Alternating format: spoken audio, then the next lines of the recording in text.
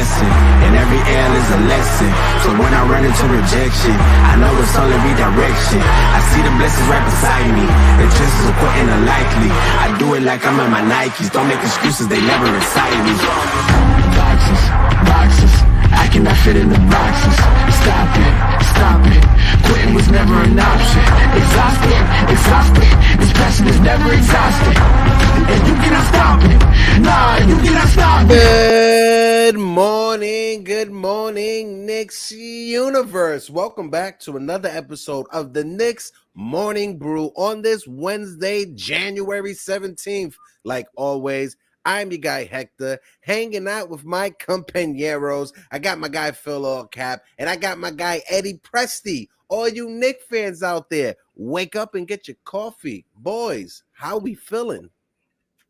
Feeling good, Hector, man. What's going on? Getting ready for Houston tonight, right? We got Houston. Yes, we have Houston tonight. Phil, how you feeling over there sipping your café con leche, bro? How you feeling? Man, I'm feeling way better than I did the other night. We were on with Ron and John, still Knicks fans, right after the game. And I pointed out the fact that, like, I do not envy them and having to go live after a loss like that. Because I felt the anger and the frustration as opposed to doing the morning show where I can at least sleep it off, wake up the next day. It's already processed. I got all my thoughts, narrowed down, can work through some of that frustration. But man, if you watch that episode, we were all pissed. That's one of those episodes that if you're full on, like, go Knicks, no matter what, life is, one big Willy Wonka episode. You would not want to watch that episode. But if you're a realist and you were frustrated with what you saw, go back and watch that episode of us on with our guys, Ron and John, and still Knicks fans. Yeah, it was a disappointing loss, especially when your team had the lead with about 5 to 6 minutes left to go. We had the lead. That game was in the bag. We just couldn't close it out. And the absence of Jalen Brunson, not having Jalen Brunson in the lineup, it sticks out like a sore thumb, boys, right? Yeah. It stands out not having Jalen, but not having that ball handler, not having that person at the end of the game to make the right in-game decisions to close out the game. It sticks out for us like a sore thumb, and that is something this front office has to fix, because with the way that Tom Thibodeau played these guys 38 minutes a night, 40 minutes a night, hell, 42 minutes a night sometimes, there's going to be wear and tear. And with Jalen Brunson, Phil, you were saying it on Ron and John's show, somebody in the chat brought it up. A calf injury is closely related to an Achilles injury. So we want to avoid that at all costs. So the front office, they have to go in. They have to get another ball handler for that second unit or for that first unit in the absence of Jalen Brunson so they can take over. Before we continue, I want to shout out the chat. We got over 40 people in the building watching us collectively. If you're watching us on Instagram, if you're watching us on Facebook, on Twitter, click the link in the bio. Come on over to YouTube. Shout out to everybody that's in the building. Our guy Jerry couldn't be here because his wife Bree, it's her birthday week. So shout out to Bree. Happy birthday to her. That's the only birthday we're going to celebrate because it's Tom Thibodeau's birthday also. But he don't get flowers because the team, they definitely lost. Shout out to the chat. Double A is in the building. My guy JJ's in the building. Knicks are nice. How you doing? No Cap Life Analysis is in the building. My guy On Dios NYK from the East Slides in the building. Q-Son's in the building. Building Blocks is in the building. Folks, we are sitting at 2,871 subscribers on our way to 3K. If you guys can, smack that like button, hit the subscribe button. If not, Eddie Presti will pop up at your house with 20 different trade senios. Yes. So wake your ass up. And go ahead, please, if you guys can. Here comes the begging. Super chat. Give us a super chat. If it's 50 cents or 75 cents, we're poor. We're a poor channel. Where the lights are barely on. We need those super chats. So whatever you could give, whether it's $1 or $2, give us your money. We need it. Speaking of, we're poor. Speaking of, I gotta fix my lights. Hit the fucking lights. Super chats. Speaking of super chats, we're going to give a shout out to our guy Double A, always keeping the lights on. So if you guys want to follow an example, this is the guy to follow right here. He straight up is, always in the chat supporting. So shout out to him. He said, Jerry, if you need a muscular male to play an OG gangster or attorney, I'm your man. We'll work for food. All right. Well, Jerry's not here, but Double A. We'll pass that message on. If he needs a 64-year-old buff security, Latino guard, we'll get you called up. But yeah, to Hector's point, it was very frustrating to watch that game. Let's talk about that game because we've said it before. This team is built around Jalen Brunson and Julius Randle. Okay. And there's many teams that are built around 2 to 3 guys. We know that.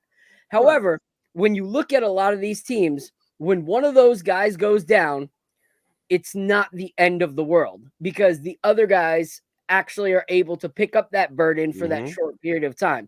So the Celtics, Tatum was to go down. You still got Brown. You still got Porzingis. They can do something. One of those guys go down.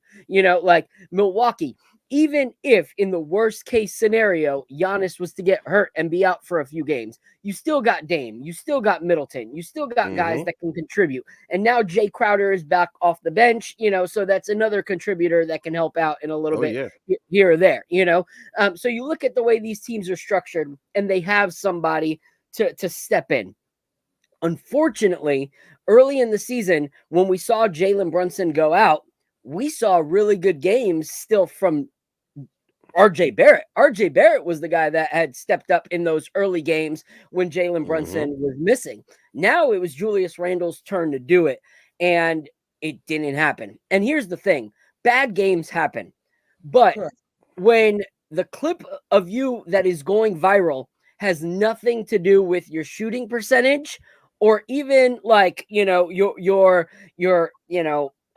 lack of being able to hit a dunk or to hit a layup, but the clip that has gone viral is the clip of you missing 2 free throws and doing absolutely nothing to redeem yourself on the other end, just sitting there.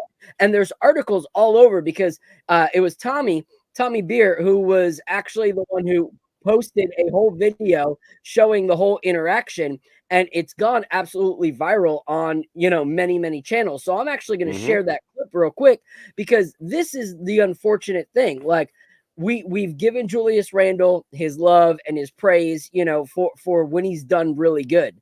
But this is just something that's unexcusable. Like if you don't get buckets, Clyde says it all the time. Go back down to the other court and redeem yourself. That's what he always says. This is not redemption. I'm going to play this clip and then we'll talk. Phil, if you can, take it off for the full screen so we don't get hit with any copyright claims. So keep it out of the full screen. All right. There we go. Can you guys see it? Yeah, we can see it. All right.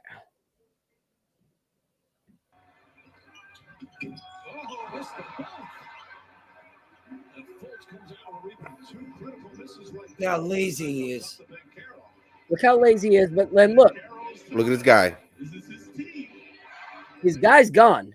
His guy is already passing him. And look, his guy is now here. And he's still over there. Unbelievable, man. And then here's everyone fighting for rebounds. And Julius Randle's here. Trying to be the leak out. Back. They get another opportunity. Julius Randle's still not trying to contribute. What a joke. And now he's pointing to other people. So he doesn't play, and then he points for somebody else to go do the job that he's not doing. That is concerning. That shows that if we go without Jalen Brunson, we don't have a chance. We're done. We're done. We're done. Listen, go ahead, Eddie. Enough is enough with this, man. I'm sorry. I want to give Randle his props and all this other stuff, but when this team's without Brunson, this team's not very good. We're not good. Orlando beat us at our own game the other night. All right. Look, we usually win the battle of the points to the paint. We win the battle of the rebounds. That when we win those battles, we win games, right? The other night was the complete opposite. We lost the battle of the paint. We lost the battle of the rebounds. We don't have another guy. Yes, I know we bought in OG, right? OG's great, but OG isn't a reliable scorer. We need a true number 2. I don't care what any of you guys say. We need to bring in another guy in here that could get a bucket. And if we don't, we're going to be looking at the 2022 season all over again. And I don't want to watch that garbage that we watched, because truly, Randle is not he's not a number 1 player. I don't care what anybody says. He's a number 3. He can't be relied on as your go-to guy. It's that simple. Yeah. My guy Kevin Gavada in the chat brings it up. Randle deserves blame for this game, but not more than Tibbs. Make adjustments. And Kevin, I'm with you 50-50 when it comes to that, because Tom Thibodeau, he can make all the adjustments in the world. But if your guy is giving you the effort that you just saw in the video that Phil just played for us, it doesn't matter the adjustments that Tom Thibodeau plays if Julius Randle is out there and giving that effort. Julius Randle in these past 2 games was supposed to step up and take charge in the absence of Jalen Brunson, and he didn't do that.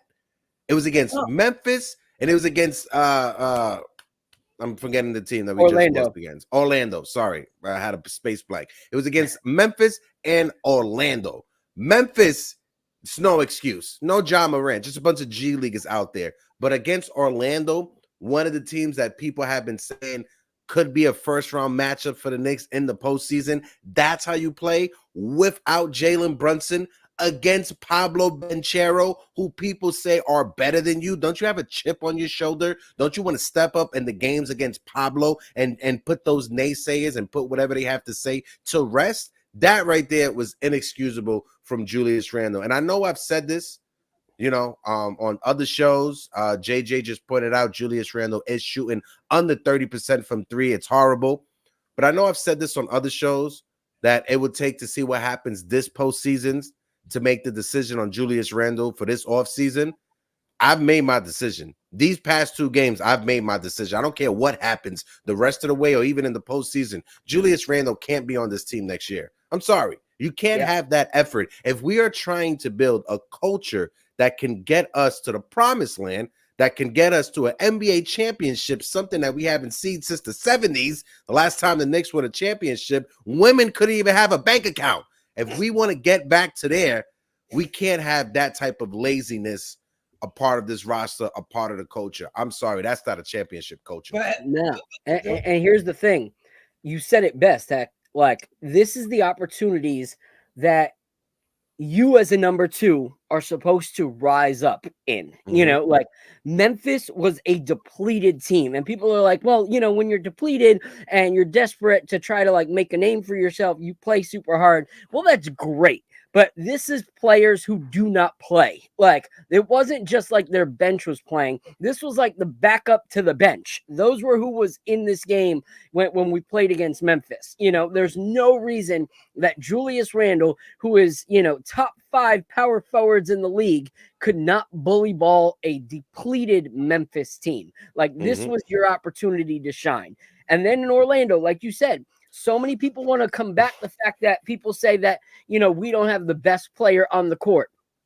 All right, cool. We're always like, well, Jalen Brunson, Julius Randle, Jalen Brunson. They're better than most people's 1s and 2s. Well, we saw without our number 1 guy in Jalen Brunson, Julius Randle fold under the pressure of a player that people have said are better than him when he's on the court.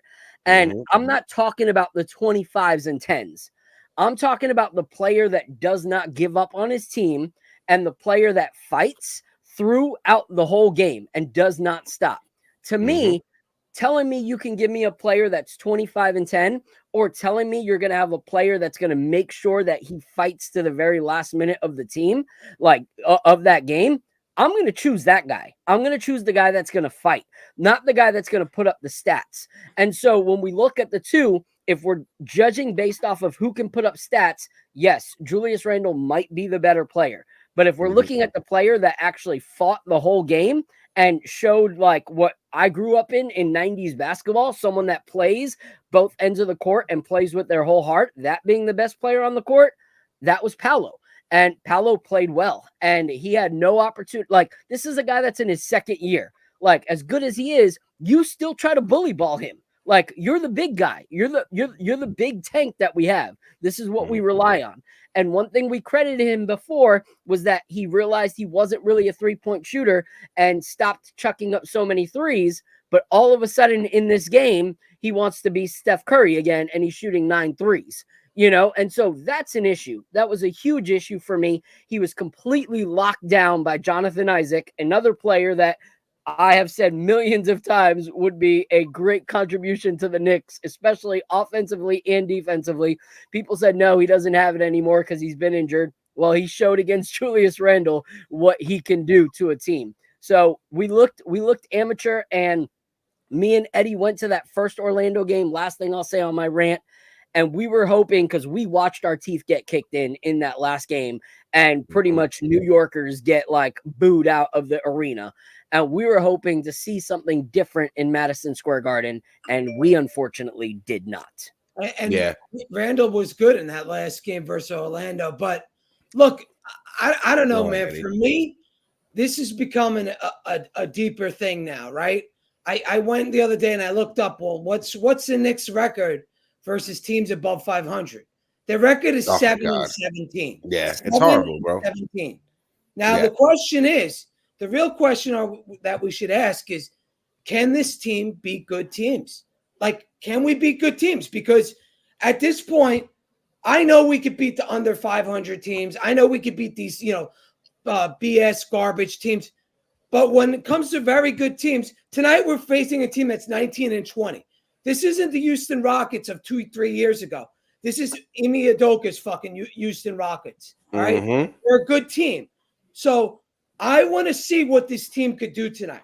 And if Randle keeps this up, if he keeps this garbage play up where he's inefficient, he's taking horrible shots, he's not getting points in the paint, then I'm going to be thinking about moving this guy.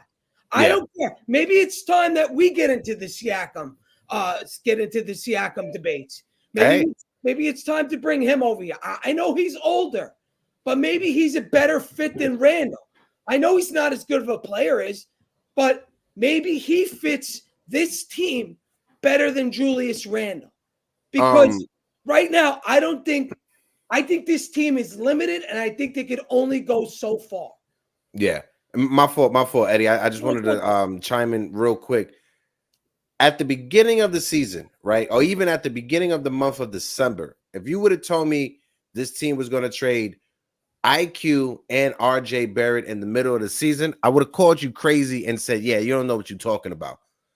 I wouldn't be surprised if this team would trade Julius Randle, because if they were willing to trade IQ and RJ Barrett in the middle of the season, what's the excuse on not trading Julius Randle? Yeah. What's the excuse? Honestly, you got to ask yourself, right? Again, do I think that the front office is going to do it? Maybe not. Most likely in the offseason. But would I be surprised if they pulled the trigger? Absolutely not. The same way I wasn't surprised that they pulled the trigger on RJ Barrett and Emmanuel Quickley. Emmanuel Quickley, we all felt he was going to be traded. I don't think any of us felt or any inkling out there that RJ Barrett would have been attached in any trade when it came to this team. My guy No Caps in the chat, I want to highlight his chat right here. He said, come playoff time, teams will double Brunson. Then we have to depend on somebody else to make a play. We know how that movie ends. Go get Murray. It makes too much sense. If I'm game planning in a 7-game series against the New York Knicks, right? If I'm game planning a defense and I know from just the past couple of games, this is how Julius Randle plays, I'm not letting Jalen Brunson take control of a game. No. I'm going to double or triple team Jalen Brunson until Julius Randle or someone else on the team steps up if I was an opposing coach. So real quick, we got 81. Smack the like button. Smash the like button. We got 81 watching right now. If you are on Twitter, head on over to YouTube. If you can, hit that subscribe button. Yeah. Hit a retweet for us for more people to come out and watch the episode and chime in. But let's talk about a few things that Hector just talked about. We had 2872, 28 away from 2,900, 128 away from 3,000. Smack that like button. Hit the subbies for your boys. So a few things based off what you guys were talking about. First, unfortunately, it sounds like Siakam and the Pacers are already in, talks to land an agreement. I've seen some things about it being Bruce Brown, a filler, position, and some first round picks. Buddy Hield, I think, right? Yeah, possibly Buddy Hield. So I don't know what's going to really happen there. But I want to pull out this quote right here. The dime, I think it might be Josh watching what happened to the ball movement when we first got OG. And so I think what happened is I talked about this on Ron and John's thing. On it. Go ahead. Yeah, on Ron and John's thing, I was talking about how it actually was a benefit for us when OG did not know Tibbs' system. Like, because you look at that first game, he said to Jalen Brunson, like, hey, I don't really know what I'm doing yet, so I'm just going to keep on cutting. And Jalen Brunson was like, yeah, keep doing that. And we saw that in the first, 2 games, is OG was just cutting and just finding ways to go. And now you look, and it seems like he's learned the system, and he's fit into now that role that Obi Toppin was in, where he's standing pretty much at the corner until he decides to start moving and start doing something. So I think, unfortunately, Tibbs's lack of offense, him learning the lack of offensive movement, is actually stunting the movement that was originally happening with a guy who did not know the offense. And so not knowing was actually a benefit. And Phil, let's be fair. Outside of, Randle, OG, Brunson, how many of these guys are offensive players? Okay, Dante DiVincenzo, okay. Grimes, you don't know game to game what you're going to get at this guy. McBride, no. I don't know. I look at him as like, I don't know. He's a backup point guard at best. He's not an automatic bucket. We don't have another automatic bucket outside of these 3-4 guys. I don't know, man. For McBride, I got to stick up for the guy. Like, he's played in 5 games. I know. But you're saying automatic bucket. I'm saying I actually rely on him to be an automatic bucket more than I do a lot of these other guys. In the last 3 games, 3 games out of 5, he was 17, 19, and 20 points. This is our actual guy. The only thing with McBride is he doesn't have the facilitating education yet. That keeps him from ability. Yeah, he doesn't have the facilitating IQ. But when it comes to getting a bucket, he's kind of destroyed that narrative for us, because if you take away his 17, 19, and 20 in those games, we get absolutely annihilated. You have to look at the players that aren't contributing. As much as we've liked Josh Hart as a glue guy, if you saw that shot that he took the other day where he turned around, faded away, and was still barely in front of the foul line, where the ball landed, that thing was atrocious. That's a deficit when it comes to offense. To be fair, bro, I'll throw right to you, Eddie, right? And I got a super chat I want to read from my guy Adrian, right? To be fair, I think to Eddie's point is, right, when it comes to Deuce McBride, it's been amazing what we've seen out of Deuce McBride. But we got to be realistic. If Deuce McBride is the offense that we are counting on in the absence of Jalen Brunson or in that second unit, we're going to have a problem in a 7-game series in the playoffs, whether it's the first, second, or third round. We're going to have a problem, right? But like you said, credit for Deuce McBride for stepping up, because we need our young guys like a Deuce, like a Quentin Grimes to step up. I think when you look out of this, out of all of our young guys, Deuce McBride, there's an argument that we keep him and we flip Quentin Grimes to get something else because of the way that Quentin Grimes has been playing. Real quick, when it comes to the $4.99 super chat from our guy Adrian Pagano, something I've noticed, we front run when it comes to ball movement. When things are going well, we move it. When it's not, heavy ISO ball watching. Go ahead, Eddie. Look, man, all I'm saying with the McBride thing is we've seen it only in a small sample.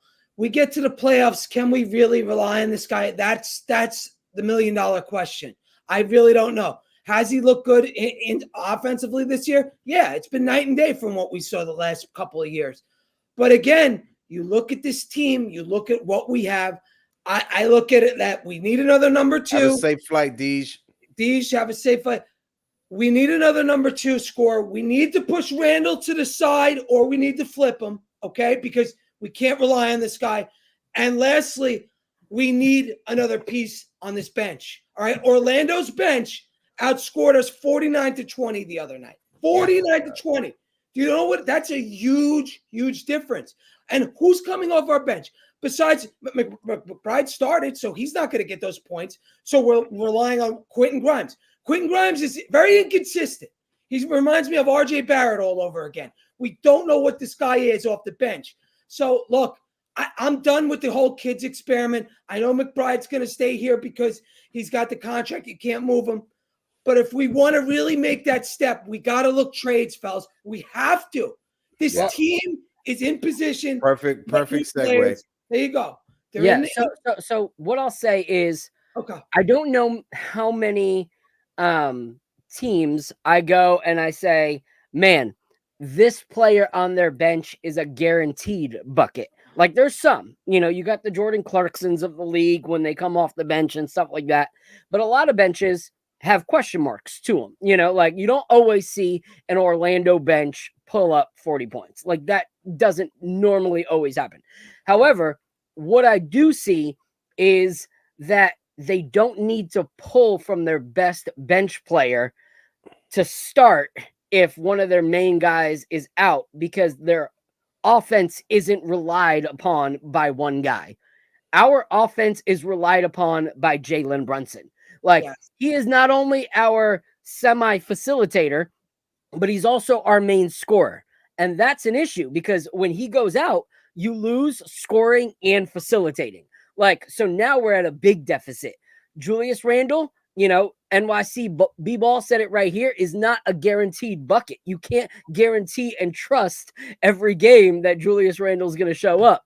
And that's a huge issue as well. So adding someone to our starting lineup to where we can pull someone from the bench and it doesn't have to be McBride, who's our main scorer, off the bench, is going to be huge. And that's why when we talk about trades, my mind starts moving, okay?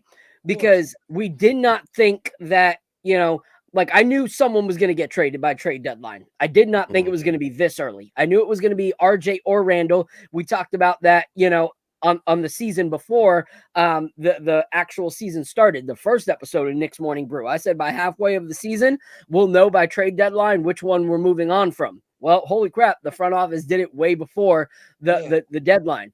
But now, another thing I'm noticing is, okay, Grimes wasn't a player that they really wanted to move on from. Now we're reading in this Fred Katz article that Grimes is a possibility of someone to move on from, like, and that they're open to the idea of trading him. That's where it makes me go, holy crap, we might be trading Julius Randle. Because we've always said that we didn't want to trade Grimes unless it was for something bigger for us, unless it was something that was going to get us to that next spot. And now you're hearing things like the Hawks don't want to move on from DeJounte Murray unless he's packaged with like a Clint Capella and something else. Okay. So now these teams that were interested in getting players from are saying, we're interested in moving this person, but it's also coming with this. All of those teams, the Lauri Markkanens, they have to come with something. This person, they have to come with something. That's the teams that are trading now. That's their upper hand, is they can say, you want this player, but we also want to move this one, and we'll only do it as a package deal. So if we're moving Grimes, are we possibly moving Julius Randle as well before the trade deadline? That's the question. I know it's been back and forth on whoever's articles you read, but after a performance like that, is the front office 100% sure?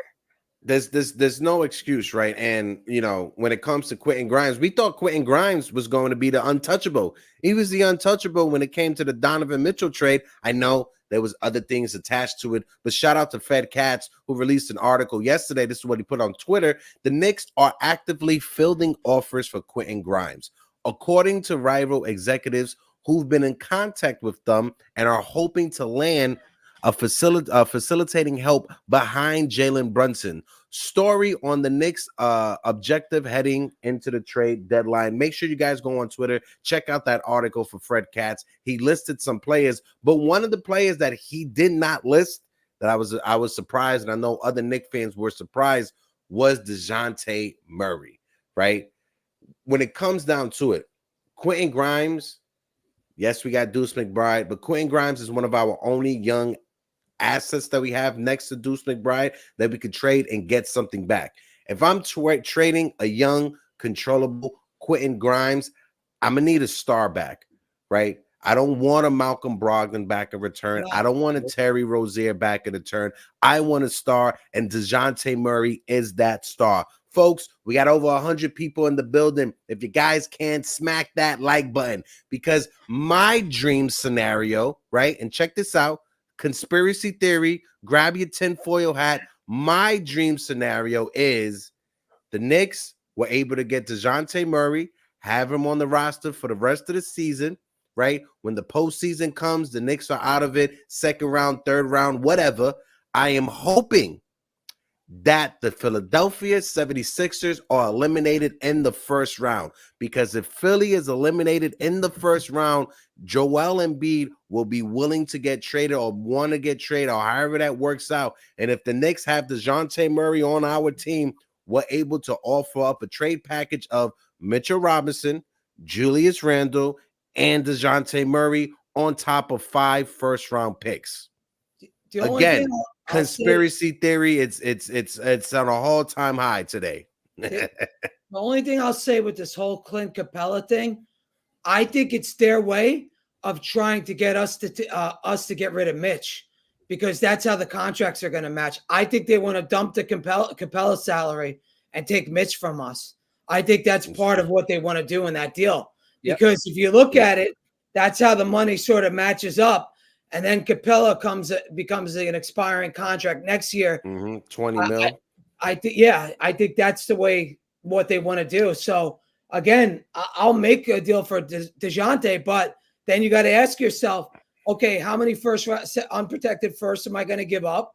And if I give up so many of them, are we still in play for Joel Embiid this summer? And the answer I'd say this right now. If we have to give up Mitchell Robinson and take back Clint Capella's contract to help you this offseason, take his $20 million off of your books, you ain't getting not one first round pick. You could get some second round picks, but if we have to give you Mitchell Robinson and eat Clint Capella's $20 million off of your book for next year, for this summer, you ain't getting a lick when it comes to first round picks. That's second round picks, absolutely no first round picks.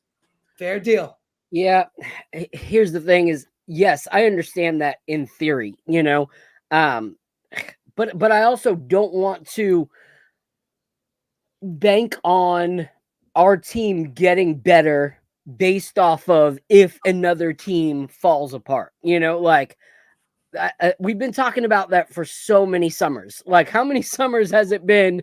If there's a disgruntled star, the Knicks are going to go get him. And then you look at Kyrie and Durant, and we're going to be the ones that get those disgruntled stars. They go to Brooklyn, and we're just like, oh crap. But the difference is, and I'm gonna just say this real quick, Phil. The difference is when Kyrie and KD, when they became a free agent, we didn't have 3 to 4 to 5 seasons of the Knicks contending and making the postseason. If we would have had the foundation we have right now built, I like to believe that Kyrie and KD would have came here to the Knicks. But because we were the laughing stock of the NBA and they didn't want the pressure of reviving a Knicks franchise, they went and they settled for the easy option, which was Brooklyn, who was in the postseason the year before that they came. So it's not like the Nets were at the bottom barrel of the league like the Knicks have been for years. They were making the postseason, and they were coming around with Kenny Atkinson. My fault. And I understand, but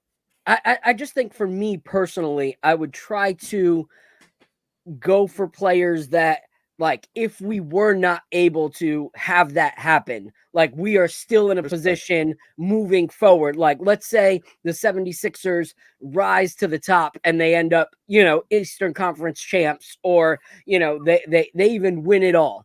Embiid's not going anywhere. They win it all. Now they're going to try to capitalize on something, I think, kind of like similar to Dallas, where they still get a good player that they had, but move on from them to add even more. Like, not like Dallas, like Denver did when they traded Bruce Brown. I get it. Yeah, trust me. For me, I get it. I would go personally, if we're trading Randle, I would go get a player that's going to impact us in the offensive lineup. I mean, in the starting lineup, but also off the bench. And I would do something like a Utah Jazz, Lauri Markkanen, Jordan Clarkson kind of combo. You know, like if we're giving up an all NBA, all whatever guy in Julius Randle, plus a promising Grimes and picks, you know, I want something that's going to make sure that, you know, because DeJounte would be good, but then DeJounte is also the only, you know, like he's going to be playing both, you know, to get us any. So you would rather Lauri Markkanen over Embiid? No. I'm saying, Lauri Markkanen is that guaranteed, you know, because if the 76ers exceed this season, they're not moving from him. So that's why I would rather a trade that's going to help us now. And if we stick with it, it continues to go forward, as opposed to Danny Ainge ain't picking up our phone. Danny Ainge ain't playing ball when it comes to. I got two super chats that I want to read. I'll throw right over to you, Eddie. My guy Tyler Tabbitt in the building. Thank you for helping us keep the lights on with the $5 super chat. Fournier, Grimes, 2024 Dallas, 2025 Milwaukee. Pick unprotected for DeJounte Murray. Tyler Tabbitt. I think most Knicks fans would sign up for that. Yeah, NYC Ball 08 in the building with the $4.99 super chat. Fans got tired of Melo because of his ISO game. Most are tired of Julius because of his lack of basketball IQ, and that is spot on the money. Go ahead, Eddie. Look, as far as the 76ers go, they're a big question mark. All right, they got rid of, you know, Harden. They got a bunch of They got a bunch of draft picks back. They have a bunch of expiring contracts back. If they want to, they could get Pascal Siakam in the offseason and straight up sign him. So even if the 76ers fail, I still think they're going to be in position to add to that team, add to Joel Embiid this summer. So, Phil, I like where you're going with the whole marketing thing. If I'm going to go down that road with them, why not just go Clarkson, Markkanen, and Kelly Olynyk? Get all three of those guys, and let's just build from there, because that team's, you get those three players and you get rid of Randle in that deal, to me, you're a much, much better team. And you probably will still have a few draft picks left over, but you get three very, very solid pieces. I know there's going to be the Knicks tax with Danny Ainge. I get all that. But we thought the same thing when it came to the Raptors. We thought, we couldn't deal with them because of the lawsuit. Obviously, after the RJ deal, anything's in play right now in the NBA. So we'll see. But right now, the Jazz are doing very well. They've been playing very well, late. So who knows if they're going to make a trade? Who knows? Folks, if I can, I just want to stop real quick, a little pause just for, paying the bills when it comes to commercials. We got over 140 people in the building. 120 are watching us on YouTube. We are at 50 likes. If you guys can't smack that like button, let's get the stream up to 100 likes. And if you guys haven't, make sure you drink some water and make sure you say something nice about yourself. It's always good to have encouraging words to start the day off right. But I see where both of you guys are saying when it comes to the trade conversations. I just want to switch it up momentarily. Alan Hahn had some stuff that he said about the team. So I want to bring that up real quick. And then Knicks Nation put it out there. If you want to put money down on who the Knicks get at the trade deadline, Alec Burks is a name to watch. It just seems inevitable. I watched that Alan Hahn show on ESPN Radio. Hahn also made it clear that this is not from him knowing any inside information. When it comes to the New York Knicks, when it comes to Trey Burks, a.k.a. our point guard for a whole season, are you guys excited about the thoughts when it comes to bringing Alex Burks back to the New York Knicks? What's your thoughts? No. Like, here's the thing. Like, all right. So I saw something hilarious the other day. So something popped up saying that, like, Joey Fatone of NSYNC, he was like the fourth most important member, and one of the Backstreet Boys are going on tour together, and they're going to be singing their group's songs individually. And I'm just like, when are these guys going to let it die? Like, there's a reason you guys haven't done something in 20 plus years, and now one of the five of you are going on tour with each other to do this music. And I feel like it's the same thing with this whole bring back. I'm sorry, is this some NSYNC hate that we're getting right now in the morning? No. It's No, not on Beyonce's internet. You're hating on NSYNC right now at 11:41 in the morning.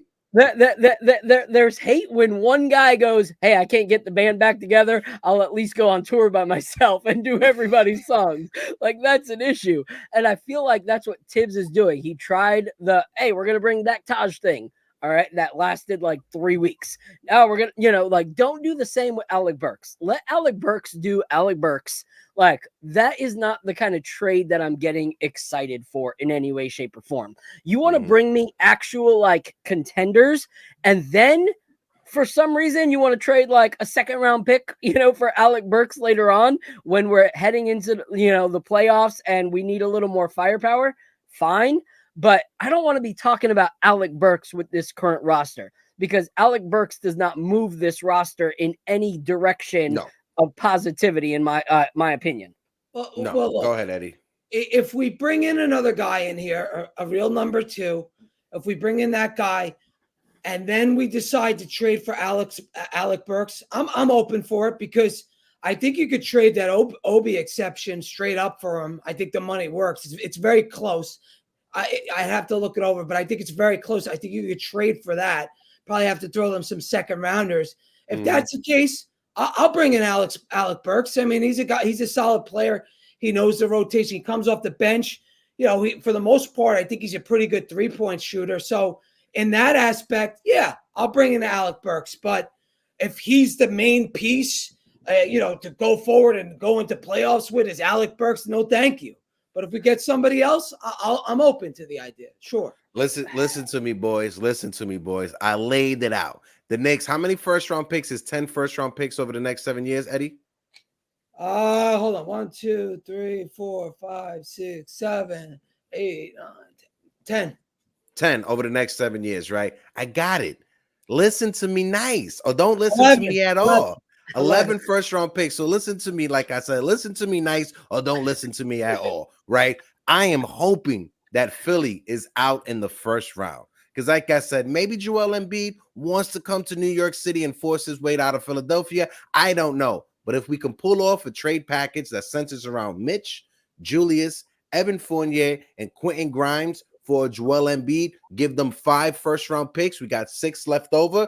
Copy. Right after the DeJounte Murray trade, we may have to give up 1 or 2 picks. Cool. We still got 4 left over, right? Let's do the math. We still got 4 left over. If the New York Knicks this offseason, you can't trade them though. That once you do the unprotected, you have to have a draft pick every other year. No, I know. You got to have your own draft pick. That's why I'm putting the other team's draft picks in there as well. But listen to me. If the Knicks are able to get Joel Embiid, right, and have him for next year, we don't have Julius Randle, we can call up Portland, and we can offer Portland 2 to 3 first-round picks to get Grant.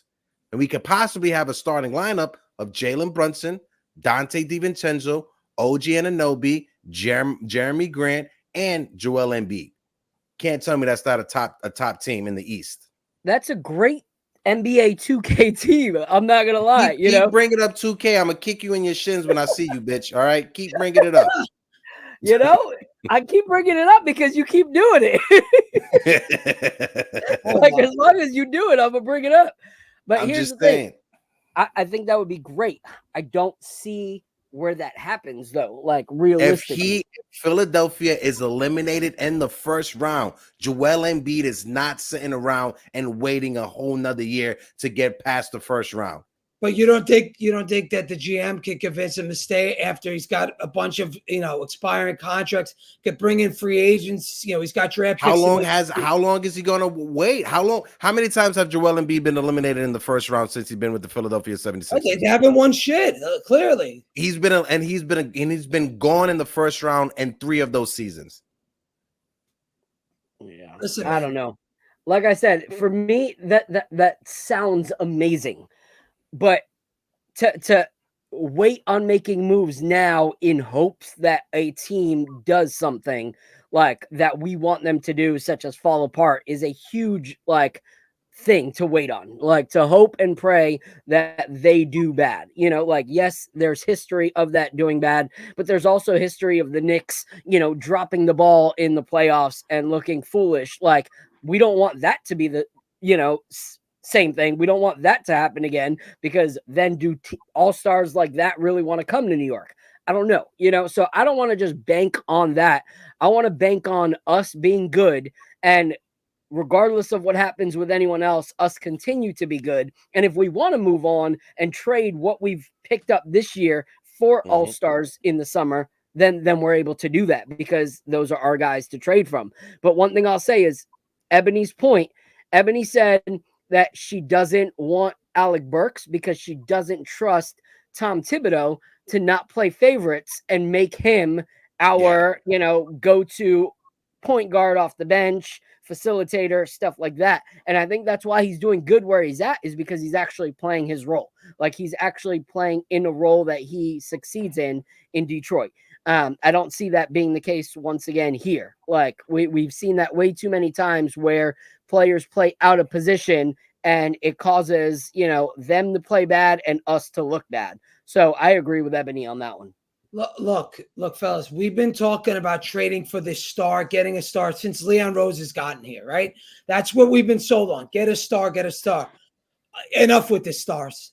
Enough with these hypotheticals of Joel Embiid, of fantasy. They're fantasies. It's fantasies of landing Joel Embiid.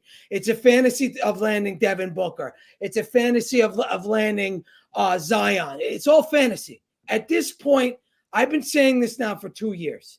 Just build through the mid. Get these mid-level guys in here and make a team have 5 starters that are like all-star level or almost all-star level or above. All right? Because you could get those guys and you don't necessarily have to trade all your unprotected picks to get them. DeJounte Murray fits that mold. He's through the mid. DeMar DeRozan fits that mold. He's through the mid. There's a bunch of other dudes that fit that mold, and we don't have to sell our whole franchise to get a guy like that. So we should just continue to do this. But like even Lauri Markkanen, you're building through the mid with him too.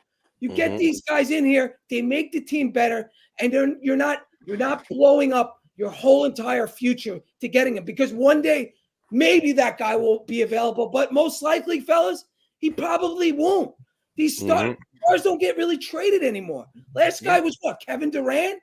I mean, before that, it's the guys aren't asking out. They're signing all long-term contracts. Bring in who we can. Just get this team better. Enough with fucking Randle. I've seen enough. Get some players in here who we can win with. I just want to add on something. I'll throw it over to Phil real fast. Eddie, I'm pretty sure I can tell that you was a miserable child growing up, because you hate imagination. All right. So I could just imagine how miserable you were as a kid to play with if we was playing tag or something like that. Go ahead, Phil. My imagination's great. Don't you see my trades every day? No, yeah, whatever. Oh man. Oh, that was hilarious.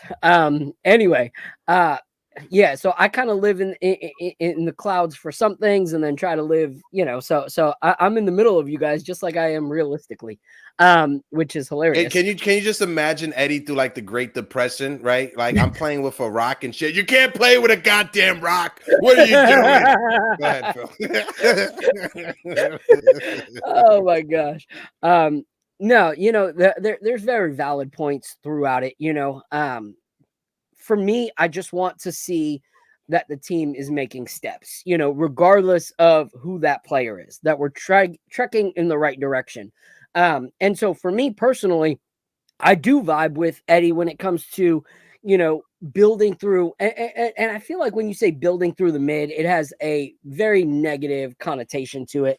And that's why people don't rock with it. But it's not necessarily building through the mid. It's building through good players without relying solely on 1 or 2 players to get you to that thing.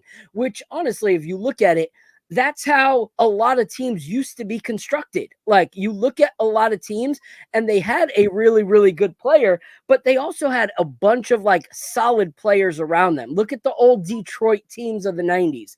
You look at those kind of teams and they were just gritty, hard-working players. Even the Knicks, you had Patrick Ewing, but then you had a whole bunch of just like good, solid players, the Anthony Masons, the Oakleys, You know, they weren't considered 1A players. You know, they were just a lot of really dang good players all constructed together. And that's how it was built. Same with Miami. Alonzo Mourning was that guy. But then you had like Tim Hardaway Jr. and PJ Brown and just hardworking, good basketball players. And that's what made you contenders back in the day. So I like that idea, you know. So I would say, look at the teams that are going to fall apart. Like, look at the teams that have players that are really, really solid, that really don't want to spend the rest of their careers in a bottom tier team. And this team is so bottom that they need to rebuild anyway, you know? So I look at the Charlotte Hornet teams and I look at the Terry Roziers. And like I've said before, Scary Terry, great basketball player. Yes, not great on defense, but that's, you know, a lot of players aren't great on defense. But he's got a like friggin' thriving offensive game. Also, he is a hungry basketball player and has been stuck on this bottom tier team for as long as you can remember. He's not going to want to end his career at, you know, third worst team of the East every single year that he's there. You know, this is a guy that's getting older. He's going to want to be on a winning team, even if that means a lesser role. And so I would look at those kind of players and be like, can he come in as a sixth man of the year, you know, and like kill it off the bench? And we get a Lauri Markkanen, you know, in a Randle type trade and kind of just build to the point that we are solid through and through. And I think that the Knicks were trying to do that. They just didn't have the pieces right. You know, they wanted players that can give you 20 across the board, but they didn't realize that when you do Randle and Brunson and RJ, you're doing a one-trick pony kind of lineup. Everyone does the same thing, left-handed, drive into the paint, you know, like sometimes shoot a three if you're open. But if you get different kind of players that are all at that same level of excellence, I think it could be really, really hard for teams to compete with. Listen, I don't want Alec Burks, right? I'm going to channel my inner Stephen A. Smith. This is New York City. This is New York City. I don't want the mid-tier players, right? When it comes to DeMar DeRozan, the man is on the opposite side of 30. He is past his prime, right? He's a solid piece. He's a solid role piece or whatever. He is definitely past his prime. He's not the young spring chicken that DeMar DeRozan was 5 years ago, or even 2 or 3 years ago when he first signed with the Chicago Bulls, right? He is a solid piece. I'm going to give you that. But like I said, we need our star. We need to start. This is a league that is built around stars. Super teams are the day of the past, but we at least have to have one star, right? Yes, Jalen Brunson is our 1A. I'll give that to him. I want to say Jalen Brunson is our star, but we need someone else to go along with Jalen Brunson, right? Lauri Markkanen, he is a great choice, right? Lauri Markkanen is a great choice. Fantasy, great choice. Danny Ainge ain't trading with the Knicks. He ain't trading with Leon Rose. The last time he tried to make a trade, he tried to fleece us, and thank you, Leon Rose, for not taking his bait and getting fleeced in that Donovan Mitchell trade.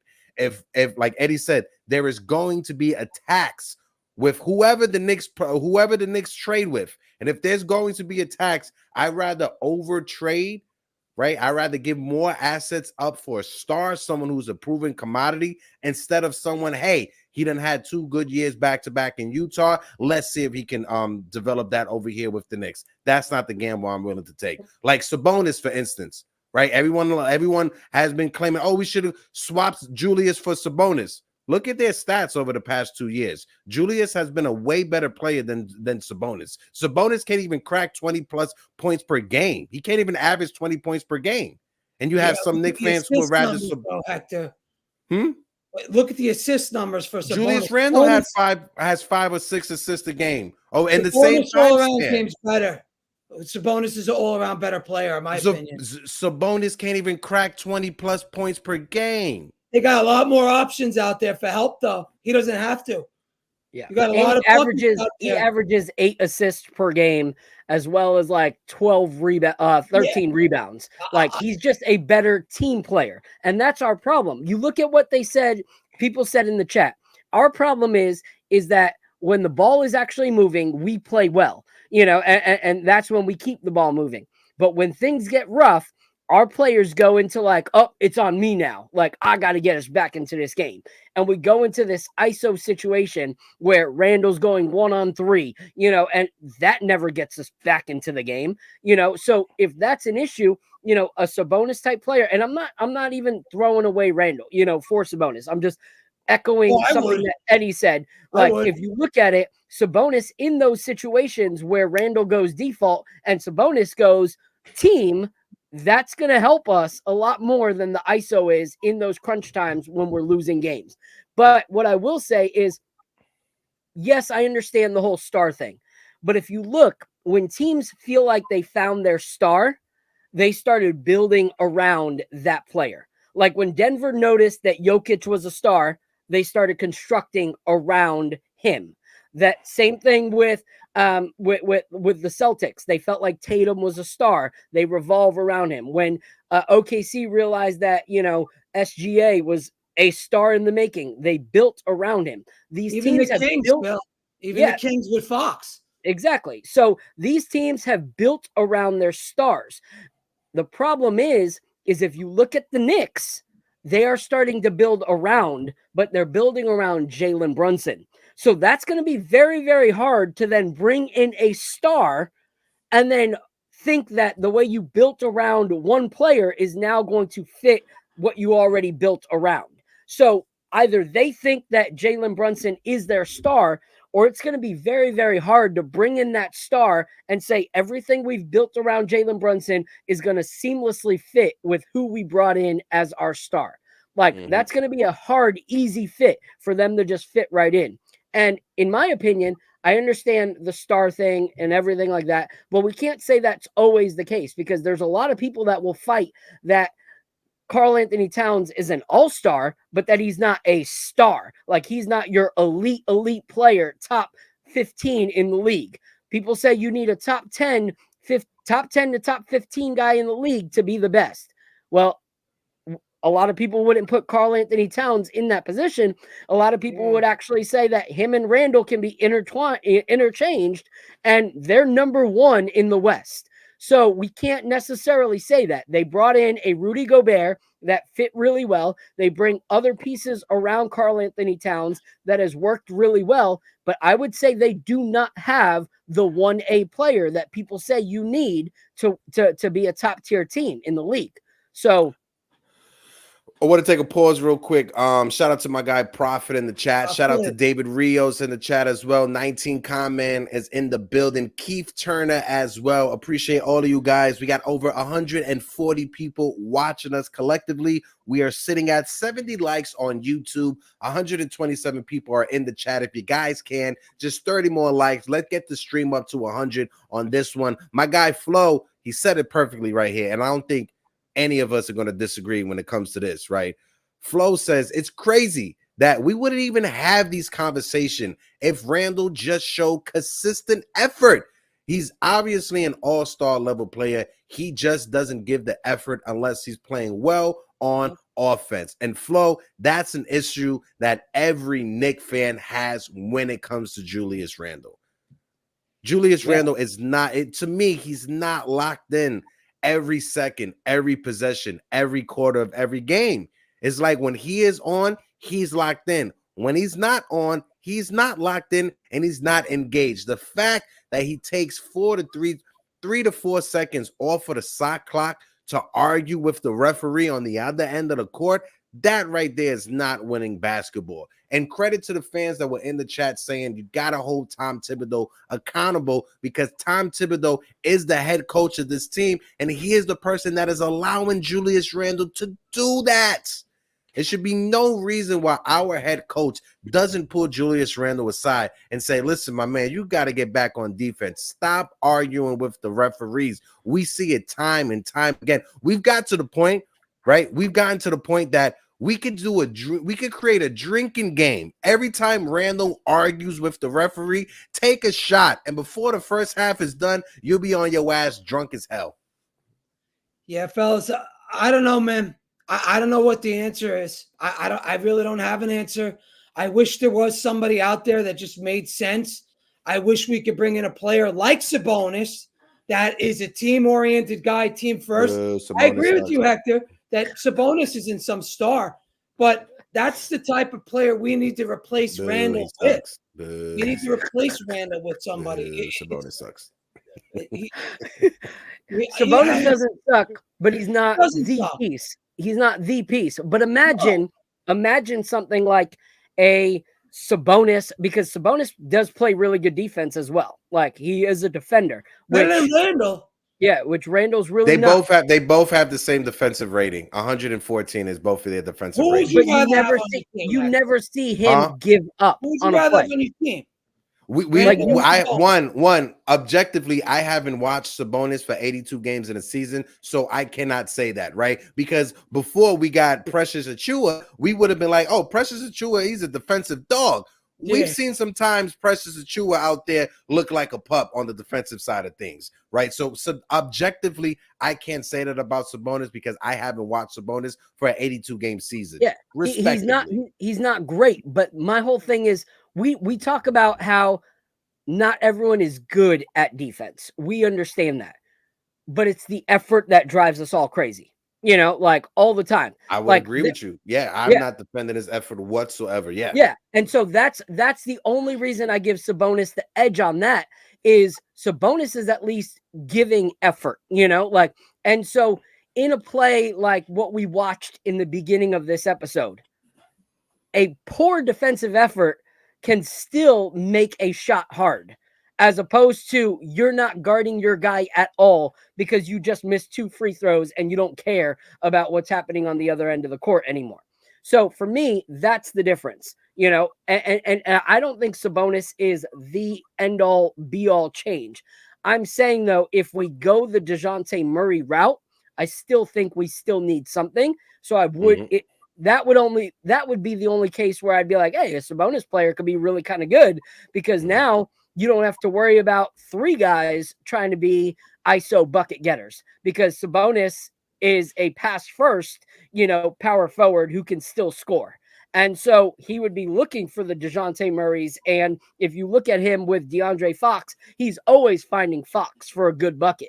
So he would be looking for the Jalen Brunsons and DeJounte Murrays. So that's why I think that could possibly be a better fit. But all of this is just like swinging for the fences because if you get Murray, you're probably going to get Clint Capella and you got to figure everything out. Knicks fan 5. I'm sorry. I'm sorry. Shooting 61% from the field, 42% from the 3, averaging 12.7 rebounds, highest in the NBA, gets us almost a steal per game. Does turn the ball over, 20 points a game. I mean, 19 points, 19 point something. Don't fucking round up. 20.1 points a game he averages. 19 was last year. Okay. You telling me you wouldn't rather Sabonis over Randle? You got to think of the shooting percentage alone. 46 is Julius Randle. Why isn't his team? Why isn't his team using him more on the offense then? They do use. He's getting 20 points a game. But he's also averaging 12 assists. Like he's not averaging 12 assists. 8 assists. 8 assists. Yeah, he's not aaveraaging 12 assists. Anywho, Sabonis sucks. Nick fan 518 says, "What team? Again, like I said, Sabonis sucks." Knicks fan 518 says, "What team would even take Randle? Such a ball-dominant, semi-toxic star. What team has the space or a need for that? I think we have seen peak Julius. Love to move on." Knicks fan 518. I'm right there with you. Let's move on. Facts, we got Prophet. Facts, Prophet. Facts. Prophet, stop feeding Phil's ego. All right. Sabonis sucks. JJ Redick with some thoughts real quick because his guy Quentin Grimes. To me, the point guard is a dying breed. The primary ball handlers are big wings. This old notion of like, we need a smaller guard to bring the ball up. According to JJ Redick, JJ says the traditional point guard is a thing of the past. Folks in the chat, do you think the traditional point guard is a thing of the past? I still put weight when it comes to a point guard and having a solid point guard on your team, or if you're building a championship team, that's why I go with Jalen Brunson. But he has a little bit of truth to what he's saying, because nowadays you bring up Sabonis averaging 8 assists a game, even though he sucks, but other wings are the primary ball handlers on other teams. Phil, I'll throw it to you. What's your thoughts? And then throw it over to Eddie. Folks in the chat, let us know what's your thoughts on what Sir JJ said before we get ready to wrap things up. All I say is I hope not, because then we're screwed. Because if you look at what we have as options to bring up the ball in our wing positions, like OG doesn't have handles. I don't want him bringing up the ball. We've seen what happens when Julius Randle brings up the ball and what that can lead to. Like, he's trying to dribble the ball from the other side of the court to the paint to score. Like, that is not what I want when it comes to someone bringing up the ball. Same thing with our backup lineup. Josh Hart, I don't want Josh Hart running our offense and bringing down the ball. Like, I just don't.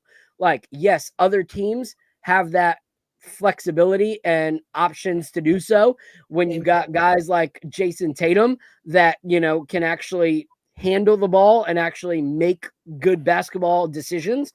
We don't have guys that can make those good basketball decisions when it comes to our small forwards and power forwards. So I'm hoping that that's not the case. I'm hoping that at least for us, we continue to stick with our small guys who actually know how to dribble and actually know how to facilitate. But yeah, I can see that across the league. There are a lot of people that are in that small forward position that handle the rock. Like, it's just the truth. But we've seen things come and go. Like, we've seen where, you know, like, it was super teams. Now you see that it's starting to be superstars with an elite team around. Like, things go in cycles, you know? So I'm not going to bank on or revolve the team around what everyone else is doing. And hopefully what we are doing works. But there are some good guys that, you know, are small that I want to see continue to bring the ball up, like the De'Aaron Foxes. You know, like, he's a great dribbler. You know, he's a great facilitator. Yeah, Steph Curry. Like, I'm sorry, I don't like, but even with the Warriors at times, you'll see Draymond Green bring the ball up, you know? We just don't have that flexibility because our players aren't really of that caliber when it comes to our forwards. Just got to give it to Julius Randle. Let Julius Randle come up. Blue Jay in the chat says, yeah, I miss RJ and IQ. Listen, Blue Jay, residential Toronto fan. I'm happy with the trade. Obviously, we have some other holes that we have to fill. Hopefully, RJ and IQ can step up and become the players and Toronto that we thought they were going to be over here with the Knicks. Go ahead, Eddie. My fault. As far as the JJ Redick stuff concerns, I think that's just clickbait. I think it's, you know, a bunch of bullshit, really. If the guy is small and he brings up the ball and he's a great player, who cares? I mean, who cares how tall he is? You know what I'm saying? I don't think it matters. What is he talking about? LeBron being a point forward, all these guys being point forwards years ago. So, I mean, yeah, some of the point guards now are taller and all that. But at the end of the day, if you're a good player, that's all that matters. It doesn't really matter how tall you are. If you're a small point guard and you get the job done like Jalen Brunson, I'll take you every day of the week, man. Other than that, I don't want to hear this bullshit. Yeah, and someone had a great point. Like, the best point guard in the league right now that some can argue is Tyrese Halliburton. He plays like a traditional point guard. Yes. Like, he plays like, it's crazy. He actually plays like an evolutionized old school point guard. He's got the assist capabilities of a Stockton and a Nash and a Jason Kidd, but he's got the scoring capabilities of a Steph Curry. Like, he is the perfect, in my opinion, like, evolution of a point guard, you know, mixing those two things of assisting and scoring and bringing down the ball.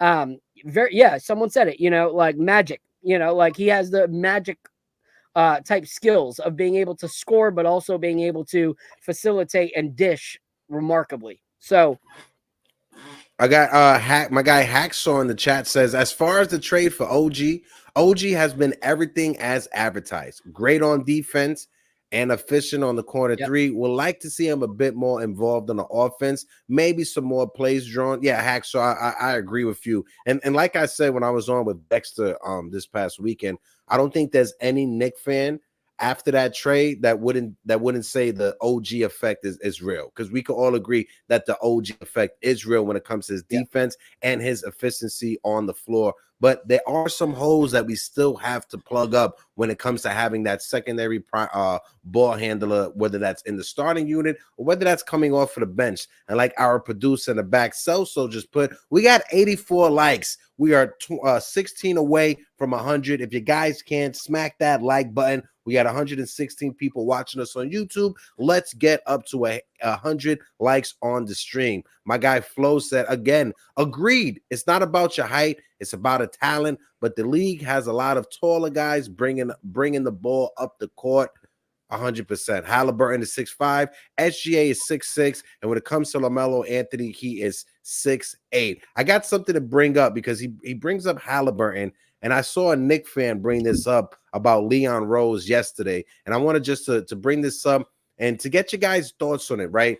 One thing I've been saying this entire season, when you look at Leon Rose and his tenure with the New York Knicks, we've gotten to a place that we are super consistent and we haven't seen this level of consistency for a long time. But there's also been some bad things over these past 3 or 4 years, right? So I want to point out, my guy, Super Depressed Knicks fan on Twitter, said Leon Rose and his tenure with the New York Knicks, he drafted Obi Toppin over Tyrese Halliburton. That's a bad move right there. The Evan Fournier contract, the Kemba Walker contract, those were 2 bad moves right there. RJ Barrett and that extension, granted, we got off of it, but at the time, we could have said that we didn't think that was going to be a bad extension. He kept Quentin Grimes and RJ over Donovan Mitchell. The Josh Hart extension, a lot of Knicks fans aren't happy at it. He didn't extend Emmanuel quickly. He traded Emmanuel quickly away. But the last thing he said is he got fleeced in the OG trade. For me, I don't think we got fleeced in the OG and an OB trade because we was able to trade for all defensive player or NBA team on defense without giving up any first-round picks. Phil, I throw it over to you. What's your take on what I just read about some of the misses under Leon Rose's tenure here with the Knicks? Yeah, I'm rocking with everything until that last point, but it's one of those things. I've said it before, like, we don't know what a player would have turned into if they came to our organization. Like, you look at how we don't really see the escalating growth of our players, our young players, till about 2 or 3 seasons later, and so as good as Tyrese Halliburton has turned into, he's that kind of player because he was drafted by a team that put him out there and poured into him, and then was then traded to a team that was very, very hungry for his skill sets and let him fly. I don't think we would have seen the same Tyrese Halliburton if he would have came to a Coach Thibodeau-led offense. I really don't, because I don't feel like that's his kind of player, to be honest. Tyrese is good, but if you look, the biggest deficit with the Pacers that people talk about is that they are such a elite offensive team, but they struggle as a defensive team. They're just not a defensive-minded team at all. And you bring that kind of guard into a Knicks lineup, he's not going to get the minutes he got everywhere else. He just wasn't. So I don't think Tyrese would have turned into that player. Their miss with the Obi Toppin trade was not who they didn't get. It was drafting a player and then extending and pouring into more a player that is already in that position, having a log jam. So bringing in somebody that isn't really going to be able to actually develop into something. And they had that confusion of, okay, now Randle's playing well and we just drafted this guy, and so I think that was the miss more so than who was drafted after. The OG trade, though, there was no fleece there. We were at a logjam of 3 players who did the same exact thing. 3 players that had the same strong suits, but also the same deficiencies. Strong, when it comes to driving into the paint, but hit or miss shooting from Julius Randle and RJ Barrett from the 3. Cool. Now you have the same thing there. Defensively, not that great. We were struggling defensively. So we trade off a player that isn't going to fit in what we have going, and we trade off a player that we weren't going to re-sign. I said that when we signed Dante. Pack your bags, Emmanuel, quickly. As much as I love you, you're not staying. That was true since the summer. And so I don't think we got fleeced at all. We brought in the player that we need, a player that fits this system, that fits Tibbs, and that fits where we're going. and has been a bonus for us. And honestly, I love the fact that they traded them together to play together in Toronto, and both are doing well there. So it worked out for both teams, in my opinion. I don't think anyone lost that trade. And the only thing I want to add in is when someone was saying, like, there has to be some plays drawn up for OG. I agree, but I would honestly want to look at how big our actual offensive playbook is. Like, I would be surprised if our offensive playbook had more than 3 or 4 plays in that offensive playbook. I'd be surprised if we even had an offensive playbook. Yeah. Right? Fuck you talking about 3 plays. Right? And I think that, like, when the whole lawsuit was going on, I think the reason that teams weren't able to, like, stop us, offensively, even though we had our playbook stolen, is because there was no info about our offense in what was stolen. Like, you can't steal something that doesn't exist. So, like, that's my whole thing is, yes, OG plays would be beautiful. I just don't know if those things even exist with the Knicks. Yeah. And to Keith Turner's point in the chat, I agree with you, Keith. I'm so sick of and tired of hearing what fit Tibbs, right? Because the NBA, look at it. We got 15 players on the roster, 30 teams in the league. Let's do the math right now. 30 times 15, that's 450 players. There's 450 players on in the NBA. Then you have the G League, right? So are we going to turn away half of the league because they're not Tom Thibodeau type of players? Yeah. Are we going to just turn away players because they don't fit Tom Thibodeau's system? No. If they are the best players, I want them on my team. I don't care if they fit Tom Thibodeau's system. I understand he is the head coach, but Tom Thibodeau as the head coach, you got to understand, maybe you have to loosen up your strict ways. You haven't won a championship in this league. There may be a reason behind why you haven't won a championship in this league. When it comes to defense, Tom Thibodeau, he could probably run circles around most people out there when it comes to talking about defensive schemes, coming up with defensive schemes. But my guy, you haven't won a championship. You may have to reevaluate yourself, look in the mirror, like Michael Jackson says, man in the mirror, and you may have to loosen up some of your strict ways, and you may have to come and get in line with this generation of the NBA and its style of play. Because back when Tom Thibodeau was with the Chicago Bulls and had the best defense in the team, the three-pointers weren't how they looking right now. Nope. Spreading the floor wasn't how it was like now. So I think Tom Thibodeau's way of coaching, it's in the 90s, the early 2000s, maybe 2010, 2011, 2012.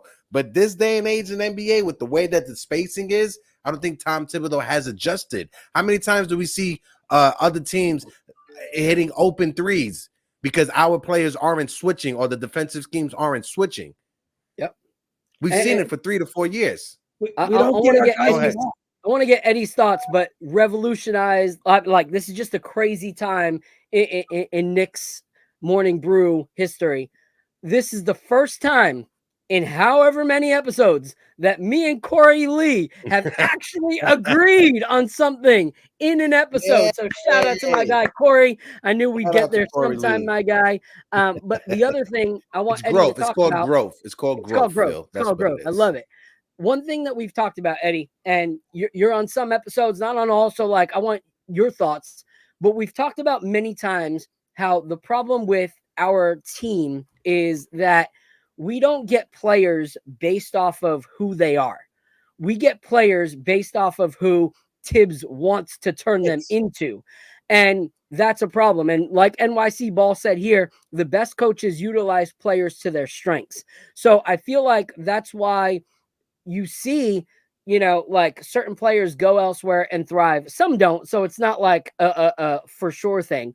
But how much of an issue is that for us? Like, even in these trades that we're talking about, if we're looking at these players because of what they're doing on those teams and loving what they're doing on those teams, and then we tell them, but you need to be this when you come here, aren't we like doing ourselves a disjustice because we're not letting them be the player that we went out and got in the first place?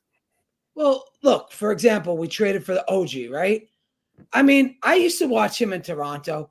To me, he was never a guy with an offensive bag. I mean, he was a guy that was, was a 3-and-D type of player. You could see him sometimes take it to the rack. He's got some moves. I'd like to see some more plays, some more backdoor cuts, getting, OG involved to get those 15 every night. I want to see those consistent 15 every night. I want to see him hit that corner 3 every night, because when I see him, when he's not on it, when he doesn't shoot a corner 3, he kind of misses the shot. So I think we have to play into OG's strength. But as far as the team goes, we also need to get guys like Dante DiVincenzo involved. Like every time he's on like the wing and he shoots that shot on the wing, he makes that 3-pointer. He's shooting 43, 44% from the 3-point line since being in the starting lineup. If you look at him when he's in that particular like area, like it's not at the corner, it's right over. It's on the wing. He shoots that 3. Like to me, it's almost like a 50% shot every time he throws it up. Let's get more of that involved. Let's use that to our strength. Enough with with the Randle and Randle drives me the fucking most nuts, because I don't know what to expect out of him. I don't know. I know he plays bully ball sometimes, but there's other times when he goes in there and there's 3 guys defending him and he can kick the ball out and he doesn't. We need to hold these guys accountable. Hold Randle accountable. Make this more of a team-oriented game. And if he doesn't, sorry, Tibbs, you got to go. This is your last year. We got to get somebody in here that could get everybody involved to their strength, not to fucking Tibbs' strength, to their strength to make this team better. I'm sick of watching this. Yeah, I don't think anybody's going to disagree with your frustrations, Eddie. We are all frustrated. Folks, we are sitting at 95 likes on the stream, 145 people in the building, 5 away from 100 likes. If you guys can't smack that like button, and on top of it, we got 2,875. That's the count on the subscribers. 25 subscribes away from 3,000. If you guys can, smack the subscribe button, hit the like button. My guy Corey Lee just says, yo, Brew Crew, you guys don't believe that CP3 can help out this team, especially running the second team and make our second team run the offense? Listen, when it comes to Chris Paul, one, it's the money that's attached to him. But Eddie, you understand, or you know more of like the waiver wires. How do waiver deals work? If a player is waived by a team, what's the implications? What do you need? Because I know baseball is a little bit different, but how is it in the NBA when it comes to waiver deals? Say, like, hypothetically, if Golden State, they're out of it and they decide to waive Chris Paul, I think that would be a great piece for the second unit. What's your thoughts? How is the waiver thing working? His deal isn't guaranteed next year, so he could potentially get waived, and we could sign him straight up. But a team that has cap space, per se, can offer him more money than us. The most we could offer is the vet minimum. If we got that the Mitch's disabled player exception, we could have offered one of these guys almost $8 million. We would have been the go-to team. But unfortunately, we're just like every other team, and we can only offer the minimum. That's unless you have cap space, which we don't. Okay, so the only thing we can offer him is like a minimum, like a vet minimum. That's it. Copy. Yeah, so you could offer him a piece of it's the vet minimum. Vet minimum. So it would pretty much be, we would have to be in contention for him to even consider that, because CP3 wants to win a chip, so. Yeah. If any other team is closer to winning a chip than we are, that wants to pick him up on the waiver, then he would obviously go there. Like if we were the only team. Now, I was going to say, not only does he want to win a chip, but he also wants to play with his friend LeBron James. Right? So if he's waived, I think he'll choose the Lakers before choosing us or any other team. My fault, Phil. Yeah, no, and that's what I'm saying. Like, it would have to be that, no other team in contention, is offering him, to be picked up for the rest of the season. And I think that would be hard. Like, if you look at the teams that are in contention, like, there's a lot of them, I think, that would, make the efforts. I don't think we have to worry about LA at this point, as low as they are in the standings. What a when LeBron it comes hater. You're such a LeBron hater. He's not a I don't care who's on the team. They're 10th in the West. Like, bro, they won the in-season tournament. All right, they're the in-season tournament champions. Cool. Show respect, okay? Cool. So Chris Paul wants to go to a team. Just throwing that out there. Chris Paul wants to go to a team that got to lower their rafters, and he couldn't do any of it. Like, he doesn't get anything, but he can. His claim to fame is that they were good before he got there. Like, come on, no. So anyway, what I'm saying is, yes, I wouldn't have a problem with picking him up because he's got that veteran presence. He's got, the experience. He knows how to actually facilitate. And yes, he's old, but we're not looking for someone to put up a bunch of points. We're looking for someone to help organize a team that doesn't have organization off the bench. Like, we don't have any guys that have the confidence to facilitate an offense. So yeah, CP3 would be great for that. But it would take a lot because other teams, I feel like if they're close and he's available, I think he would be a hot commodity. He definitely would. I want to bring up this one topic that we have. It's about Deuce McBride. I know we was talking about Deuce McBride earlier, but back-to-back games, Deuce McBride had career highs when it comes to his scoring. He has been very efficient ever since the IQ trade, and we've seen the more confidence he gets, the better he plays out there. And when you look at both Quentin Grimes and Deuce McBride, if you had to keep one, I would say the odds favorite is to keep Deuce McBride and to trade Quentin Grimes, because Deuce McBride, regardless of the whole contract situation, he can't be traded at the moment. Deuce McBride is the player that you will want to keep. He gives you effort out there offensively and defensively, and he's been surprising a lot of us when it comes to his offense and how well he's been shooting from beyond the three-point mark. I don't think he'll be able to keep it up at a 50% clip from the three-point line, but I can live with him if he's 40%, 38%, or even 42% for the three-point line. What's your guys' thoughts about that? I'll let you go, Eddie. Listen, we can't trade Deuce anyway this year, so that's really a moot point. But going into next year, this summer, Grimes is eligible for an extension.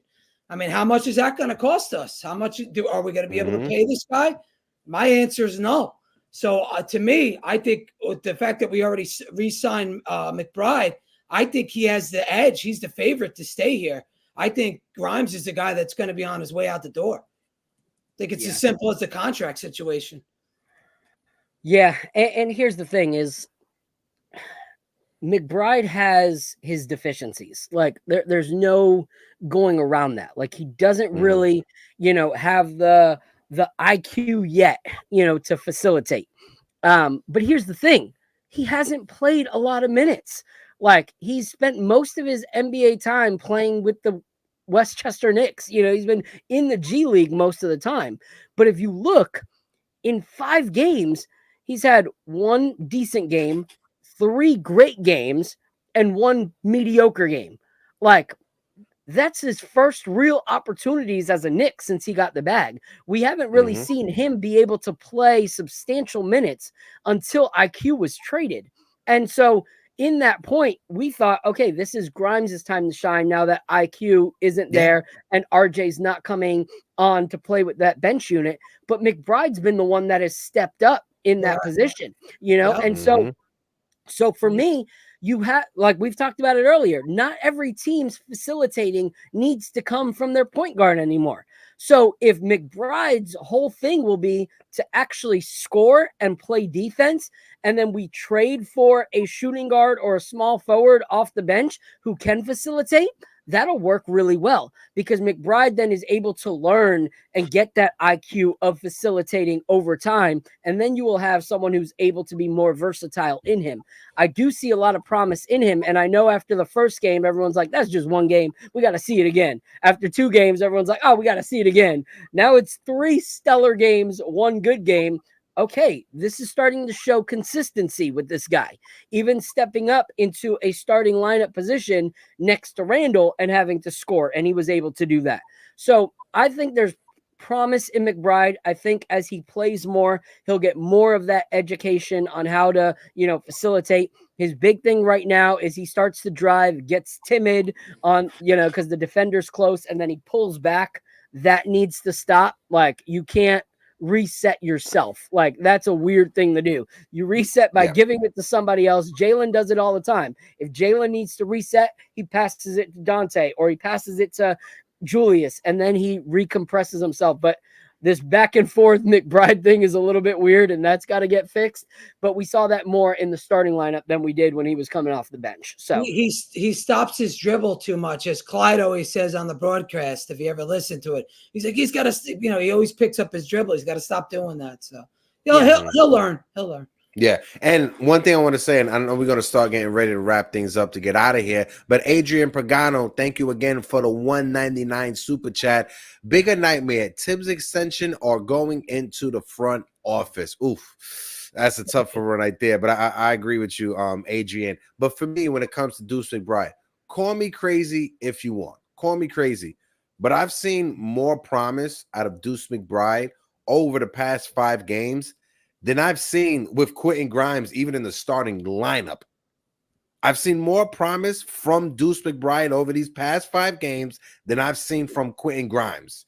We've seen small stretches from Quentin Grimes, 1 game here, 2 games there, that he's been good, but he's never been able to put it together for at least 5 games in a row like we've seen from Deuce McBride over these past 5 games.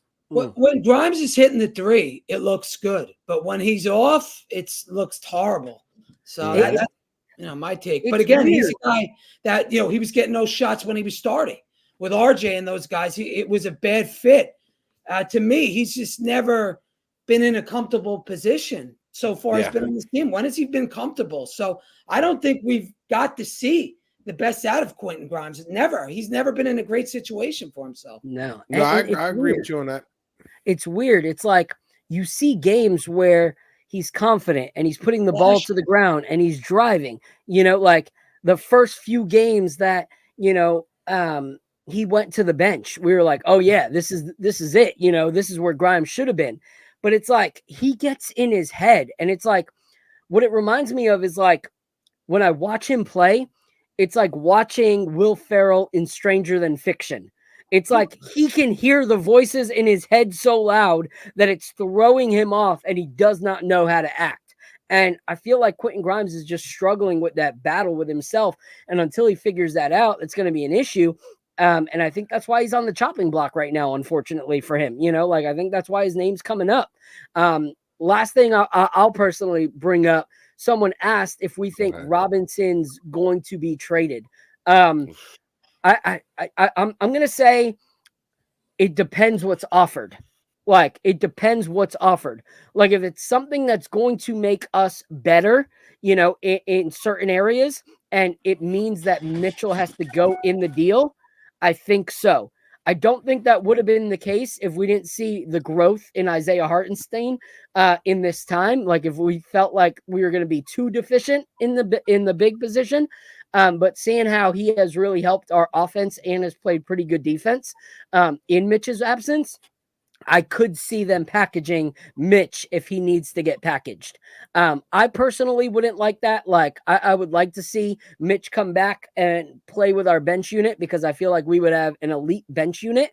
But I don't know if that's going to be the case. I feel like for anything big that we go for, they'll probably want that contract because it's small and yet promising even with the injuries. So I don't know. I think if we get DeJounte Murray, I think Mitch is gone in that deal. I think they're going to give us Capella. I think they're looking to get off a contract. So if we get DeJounte Murray, I would probably say there's a 99% chance we're going to get Capella and Mitch goes in that deal. Yeah. If we give up Mitch to bring back Capella and DeJounte, no first round picks. They ain't getting no first round picks. Maybe protected. It's tough, right? Because I think all of us Knicks fans out there, we want to see Mitchell Robinson back, right? We want to see him back with this team. When you look at this youth movement, Mitchell Robinson, he's like the best player that is left over from this youth movement. We got Mitchell Robinson in the 2nd round in the Kevin Knox draft, one of the best drafts in Knicks history. But if the Knicks if the Knicks were in 4th place and the East wasn't as tight as it is right now, I would say the front office would sit back and wait for Mitchell Robinson to come back. But the fact that the Eastern Conference, the standings are so tight, 2 games could put you either as the 4th seed or in the play-in. I think because the Eastern Conference is so tight, I think that leans more to seeing a Clint Capella, and if Mitchell Robinson has to go and the front office can still hold on to their first-round picks, I think that's the move that they would entertain. Would I love it? Not necessarily, because I want to see Mitchell Robinson come back, because we did draft Mitchell Robinson. But if we're trying to improve the team at the moment, Clint Capella definitely improves the team, especially with Mitchell Robinson out and him having to wait to the postseason before he could come back. We need that big body off of the bench, because we've seen it. Isaiah Hartenstein gets into foul trouble. He sits on the bench. We go cold, and that whole it was from the middle of the 3rd to the middle of the 4th quarter until Isaiah Hartenstein came back, and that's when we completely went flat. We couldn't get any rebounds. Orlando was getting so many second and third chance opportunities. We need a big body like Capella down there when Hartenstein is on the bench. And I think teams notice that, and I think that's that's always the hardest part, is when you're trying to improve because of a deficit. Teams know the deficit, teams know what you're missing, and they're able to ask for more to give you what you want. So like you look at the Hawks trade, the Hawks can now say, if you want Murray, you got to take Capella.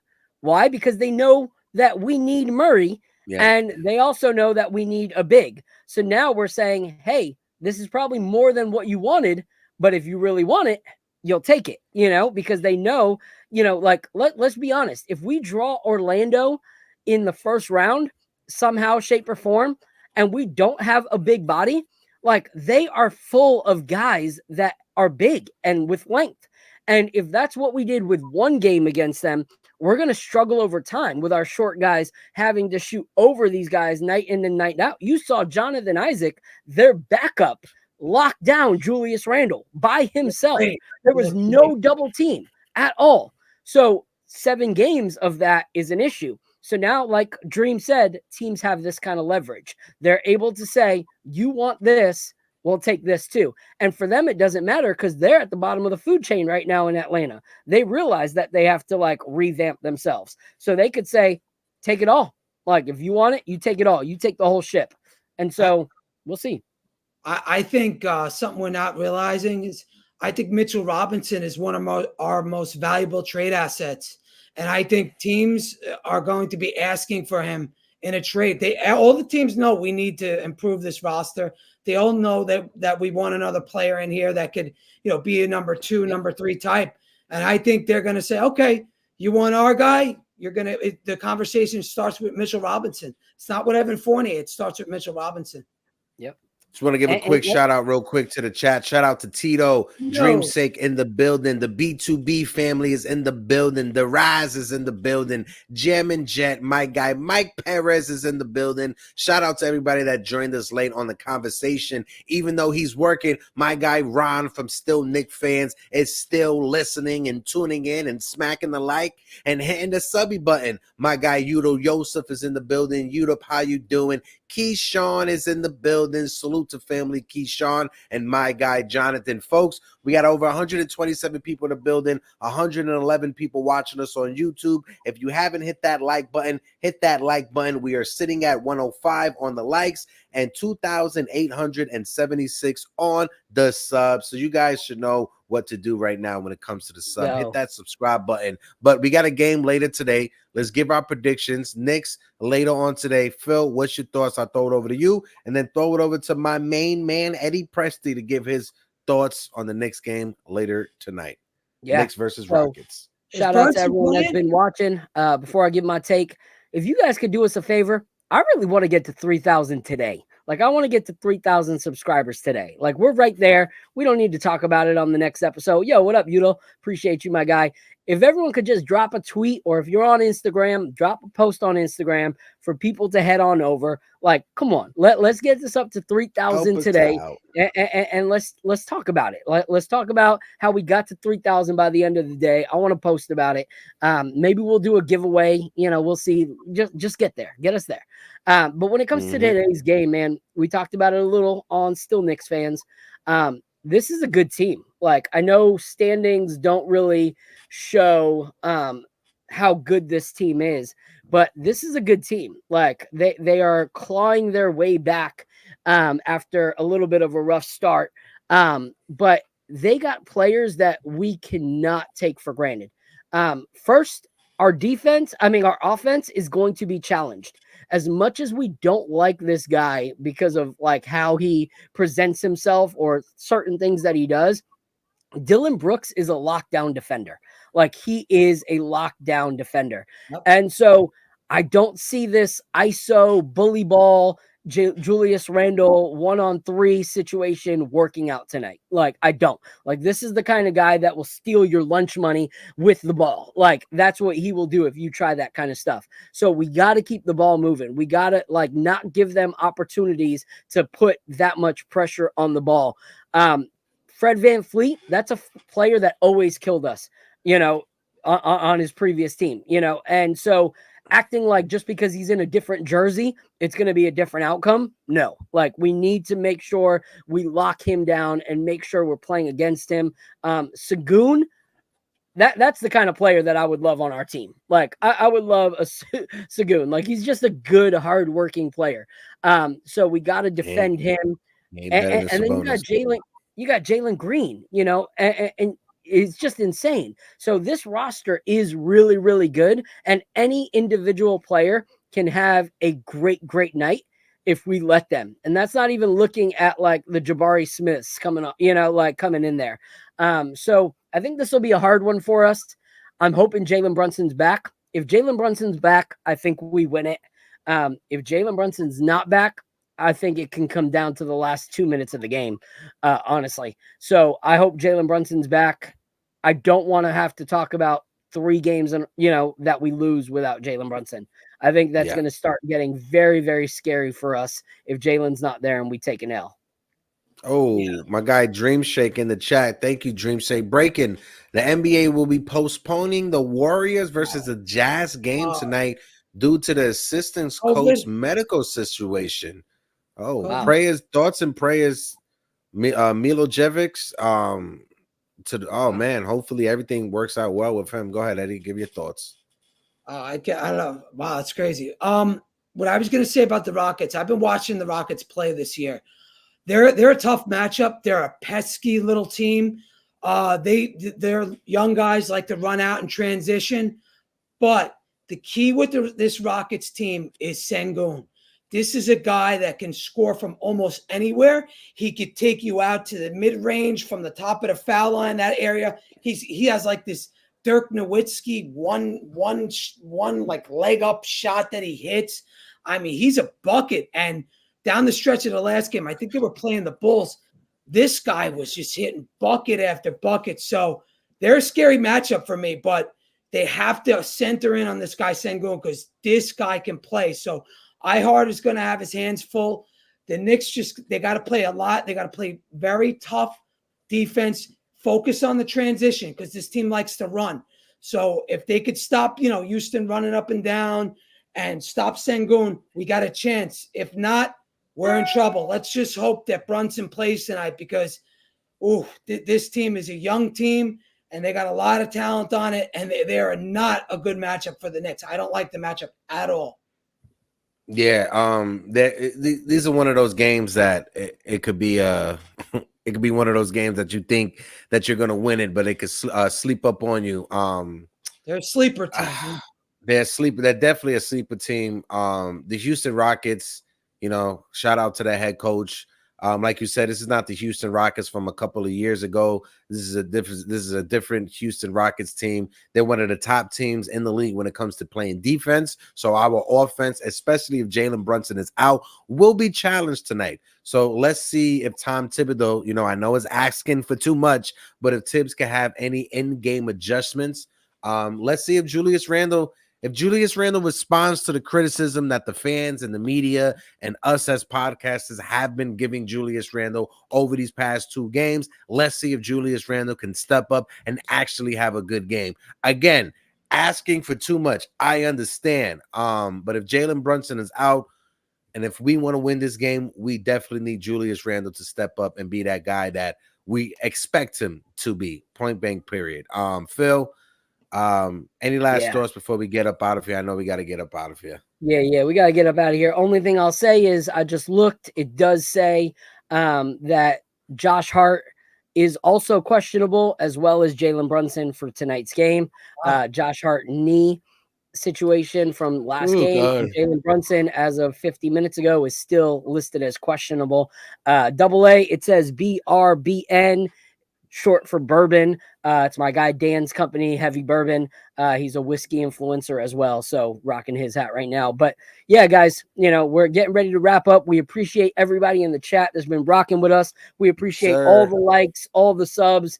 Thank you for sharing this platform with others. We appreciate you guys. Continue to grow with us. Continue to rock with us. We will be back on Friday, and we will have open panel. So there's a lot of you guys who talk a lot in the chat, and you have some great points. If you're at work, sneak out to the bathroom. Have a cigarette break. Even if you don't smoke cigarettes, say it's a cigarette break. Go out, take a few minutes, jump up on the open panel. Let us know your guys' thoughts, because you guys are spitting fire, and we love, honestly, we don't know what we would be without our panel. Like, we thrive and we vibe off of what you guys are talking about. So we appreciate you guys. And so, yeah, come up on Friday. Jerry might be joining us depending on how the birthday festivities continue throughout the week. Yes.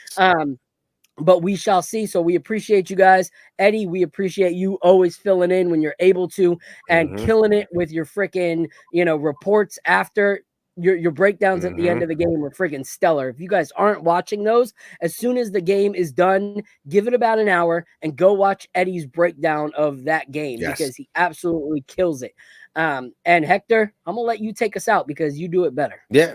Shout out everybody in the chat. Eddie, again, thank you so much for always joining us, my guy. I love the work that you do when you contribute to the channel and contribute to the show as well. Folks in the chat, let us know if you want to see us and if you want to hear us again during the week. Let us know what time works for you. If you guys want to hear us at 5 o'clock, at 6 o'clock, we're trying to figure things out if we add another Knicks conversation to the channel. But just let us know so we can have more conversation with you guys. Appreciate everybody that's in the building. Ron and John from Still Knicks Fans. My guy AA, Udo Yosef, Dreams Shake is in the building. The B2B family is here. NYC B-Ball, Mike Perez, Jonathan, my guy Allah Wise as well. Bodega Wi-Fi, Bo Ishmael. Appreciate all of you guys. On Dios NYK. Appreciate you as well. Smack the like button, hit the subscribe button, and like always, drink your water, say something nice about yourself, look in the mirror, encourage yourself to conquer the world, and until next time,